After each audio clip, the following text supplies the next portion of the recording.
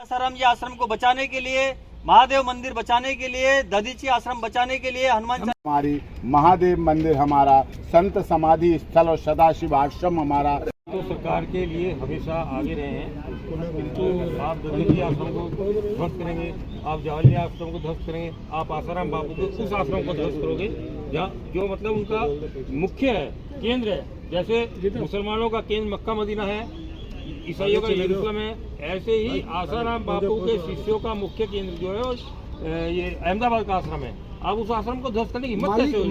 मालिकाना हक पे भी विवाद है ना कि सरकार वो जमीन जो है आश्रम की। अरे मालिकाना हक मांगना है तो यहाँ पर जितने भी क्रिश्चियन के चर्च बने हुए हैं उनसे मांगो ना मालिकाना हक। एक भी मालिकाना हक नहीं है। वो सारी जमीन जो अंग्रेजों ने हमसे हत्याई थी उसके मालिक हम हैं और वहाँ पर चर्च बने हुए हैं। आप उनको गिराओ ना। आप आश्रम को गिराने चले हैं जी। सनातन धर्म पर कुठाराघात, सनातन धर्म पर कुठाराघात नहीं। आसाराम बापू को ऊपर, आसाराम बापू उनके जो शिष्य हैं उनके ऊपर बहुत बड़ा हमला। आसाराम बापू के 7 करोड़ शिष्य हैं। आप ना करो, सब आश्रम हमारे आसपास, हमारे ओलंपिक भी हमारा। लेकिन हमारा कहना ये है, समाधियाँ, आश्रम, समाधि स्थल ऐतिहासिक हैं, बहुत ऐतिहासिक हैं। दधीची जी का आश्रम कब वापस आ जाएंगे? दधीची कोई दूसरा जन्म ले लेगा? दधीची नहीं, जावल्ले ऋषि कोई दूसरा बन लेगा क्या?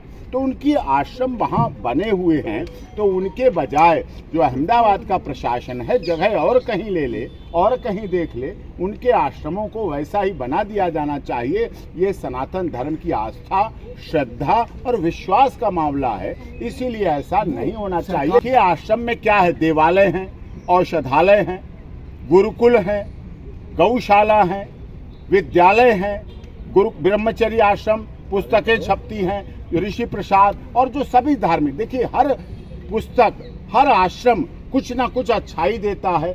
दुनिया भर से फॉलोअर्स वहाँ आते हैं।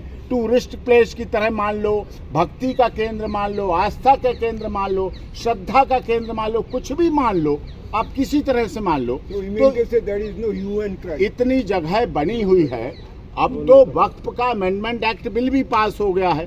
अब बहुत जगह ऐसी हैं, उनमें से भी बनाओ, उन्हें भी शामिल करो। उनकी भी जमीन कहीं खेल में आनी चाहिए, ओलंपिक में आनी चाहिए। खिलाड़ी तो सभी धर्मों के होते हैं, सभी धर्म, जाति, क्षेत्र, भाषा, संप्रदाय के होते हैं। तो उनका बनना चाहिए। अरे बाबा, ले मत लें, मैं कह रहा हूँ प्रयोग कर सकते हैं, उसका भी प्रयोग कर सकते हैं। वो आश्रम है, अब समाधि बनी, दधीची की आश्रम की वापस आ सकती है? नहीं, दधीची जी वापस सकते हैं। जावल्ले ऋषि ऐतिहासिक हैं, पौराणिक हैं, वेद पुराण की बात है। साबरमती नदी, गांधी जी दुनिया भर के इतिहास में रही है। साबरमती के संत, तूने कर दिया कमाल, ये अब का नहीं है, हमारे आपके जन्म से भी पहले का है। तो इसलिए उसकी गरिमा रहनी चाहिए, उसका विश्वास रखना चाहिए। और इस पर गुजरात सरकार, अहमदाबाद एडमिनिस्ट्रेशन, एकड़ जमीन की जरूरत है, पूरे देश की प्रतिष्ठा की जरूरत है। अरे भैया, तो 2 मिनट तसल्ली पकड़ ले यार। तो क्या लगता है वैसे ये मंदिरों को भी अगर कर रहे हैं? नहीं, ऐसा भारत सरकार की ऐसी कोई योजना नहीं है। भारत सरकार बिल्कुल भारत सरकार सर्वधर्म समभाव, सर्वजन हिताय, सर्वजन सुखाय, बहुजन हिताय, बहुजन सुख। देखिए, पहले तो बापू को बंद किया, कोर्ट कचहरी कितनी चल रही है और कितने कोर्ट में 15-15। हम जन जागृति करेंगे, हम पाठ करेंगे कि जो भी वहाँ ओलंपिक गेम बनाना चाहते खेल मैदान, उनको सद्बुद्धि मिले।